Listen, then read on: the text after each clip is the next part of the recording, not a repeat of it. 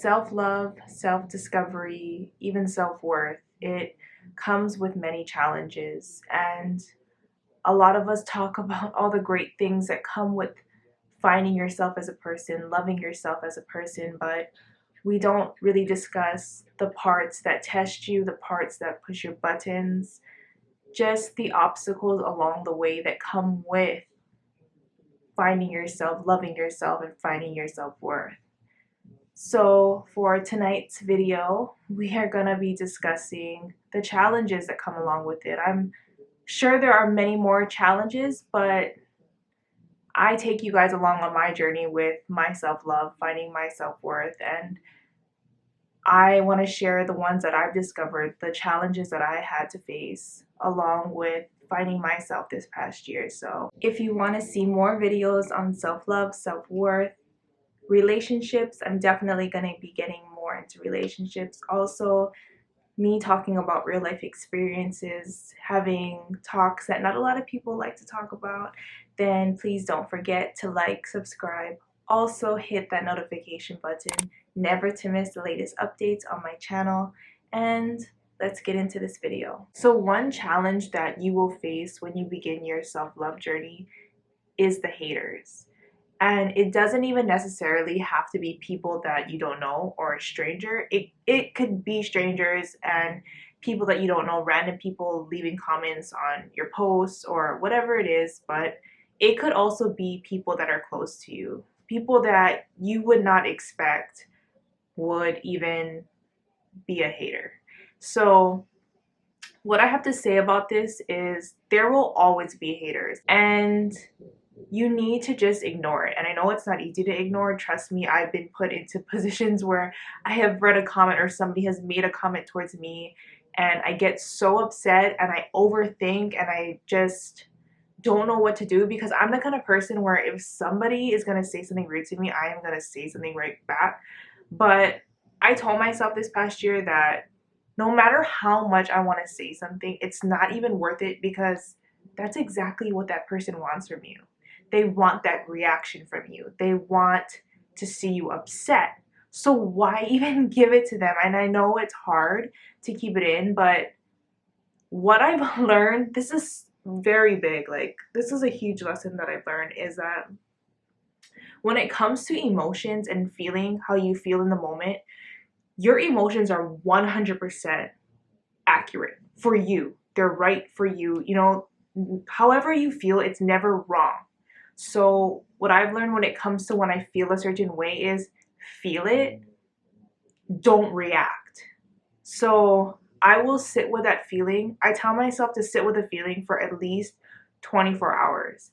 And if I still feel by the next day that I should say something, if that feeling is still sitting there, then I normally will say something. But what I've noticed, which is very funny, is that when I let the feeling sit, when I let it sit for hours, the thought of what I was thinking hours before, it literally goes away. I don't even feel that way anymore.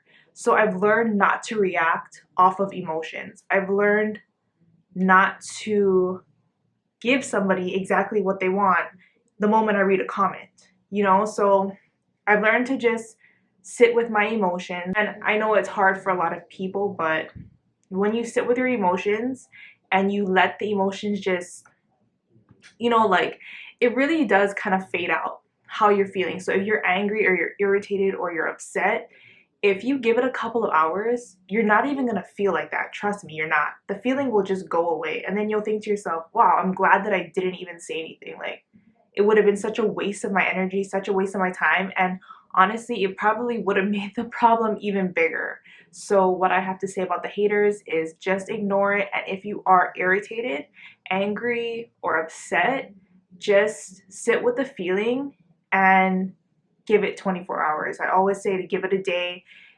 If not, you will end up discovering anyways that in about a couple of hours, the feeling is just going to go away. It's going to really dissipate and you're not going to feel that way again. So what I have to say about the haters is to just ignore them, especially if it's somebody who is close to you. You just need to cut that relationship. and there's no excuse to have to keep that relationship, because really what haters do is they want you to go back to that space that you're trying to grow from. They want you to go back to a place where you're no longer choosing to occupy. You're trying to go here and they want you to go back down there. So don't give them what they want. Keep growing, keep doing you, and just ignore it, because after a while, when you ignore haters, you will learn to just ignore a lot more talk. So just keep doing you, keep growing, and do your own thing. Just ignore it, because in all reality, you're trying to grow, you're trying to do better for yourself.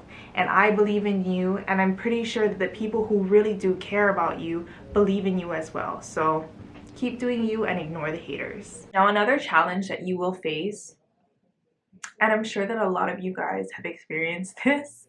If you haven't and you are just starting out on your self-love journey, you will discover this, is Harriet the Spies.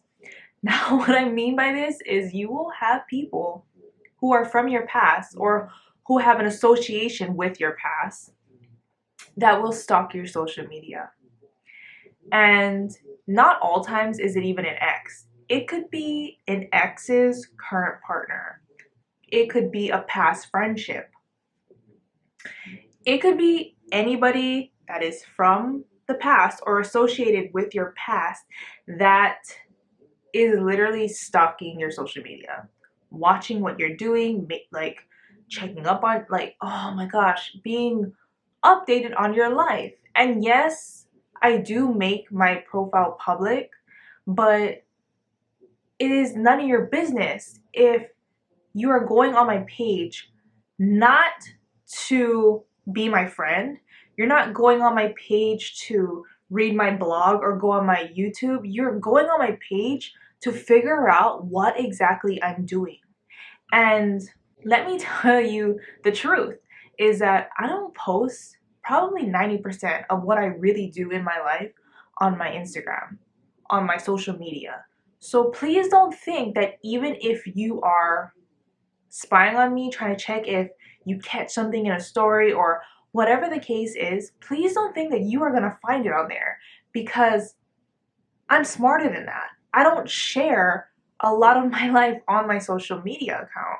And this was a huge eye opener to testing me. It also goes back to me talking about the haters and, you know, having to have self-control not to say something, to just let your emotions play out. So it took a lot out of me this past year, especially, to have to keep my mouth shut, to have to sit back and watch these people do this. And so I ended up just blocking them, because I thought to myself, like, let me save you the energy of wasting your time and looking on my social media, and let me save me my energy of having to check and wonder, why are you even looking at my stuff?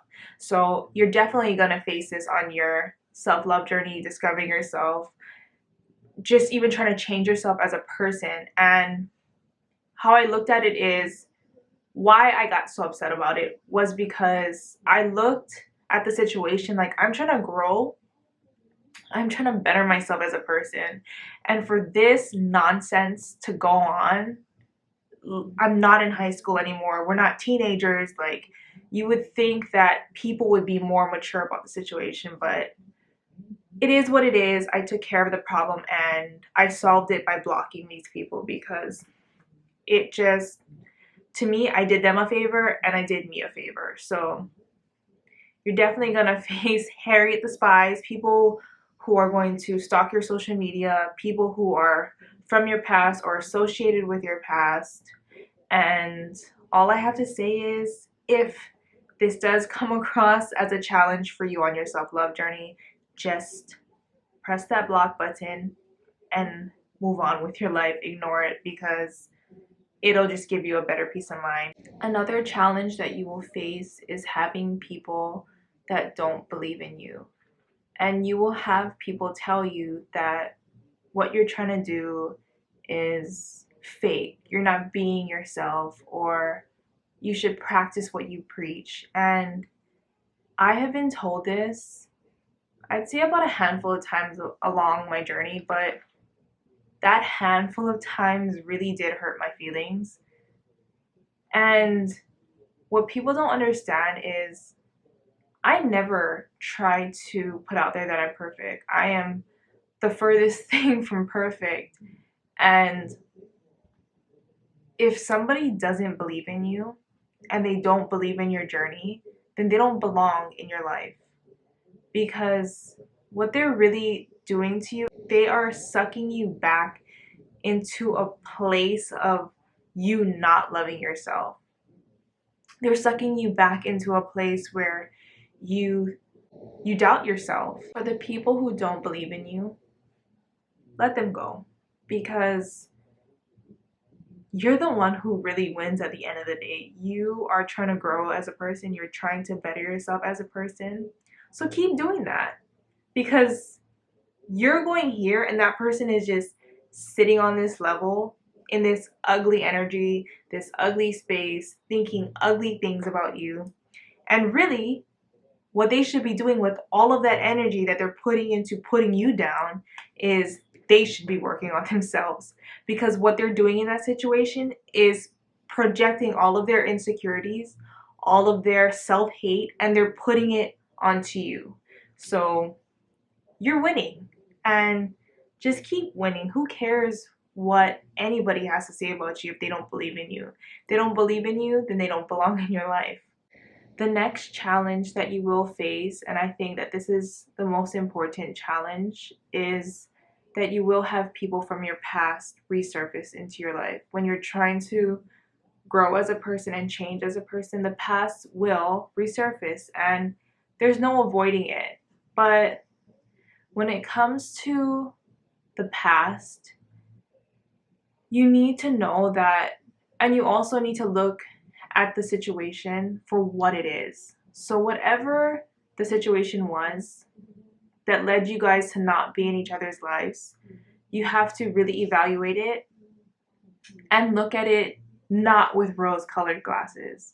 Because I know a lot of us do that. We like to see the good in things, and I do think that we should see the good in things, but you also need to be real with yourself. And whenever anything resurfaces from my past, I look at it with the truth.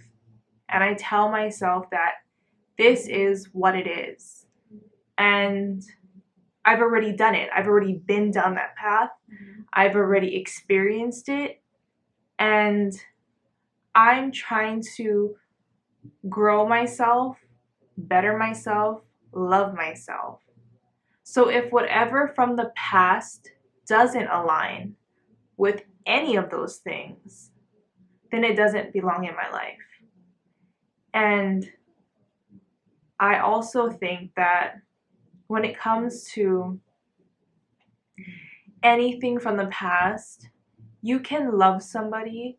And I know that I've said this in my blog post, but you can love somebody and they don't have to know about it. I think a lot of us think like, I still love this person, I care about this person, and we think that they need to know it, they need to feel it, I need to express it, but you don't need to. My big thing for what I've learned this past year is to always not end things, but leave things always on a good note. And I learned that as long as I leave things on a good note, it makes me feel better. That person can know that I still care about them, that I still value them in my life, but it doesn't mean that they need to be a part of my journey. And it also doesn't mean that I need to go back on what I'm trying to do. So if whatever resurfaces from your past comes back, you have to see it for what it is. And if it does not match up to where you're trying to go, what you're trying to do, then it's okay. Remember why you're doing what you're doing. Do not lose sight of where you're trying to go, because the past tends to do that to us. it makes us lose sight of where we're trying to go, what we're trying to do. And we can love people, we can love them from afar. They don't need to be in our lives or have to be a part of our lives every day to be loved by us. It doesn't always mean that they need to go along with you on your journey.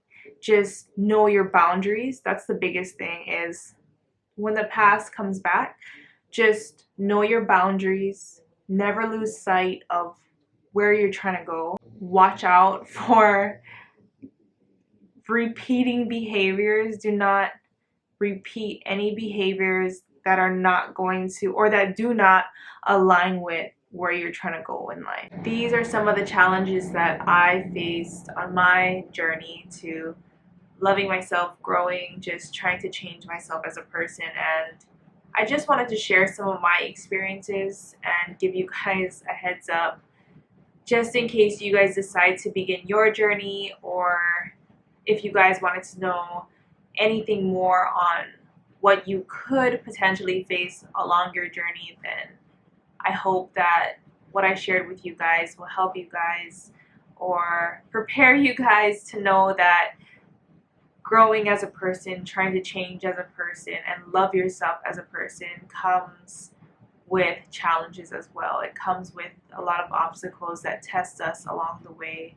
So if you liked tonight's video, please don't forget to like, subscribe. Also hit that notification button for the latest updates on my videos. And I will see you guys in the next video. Happy New Year!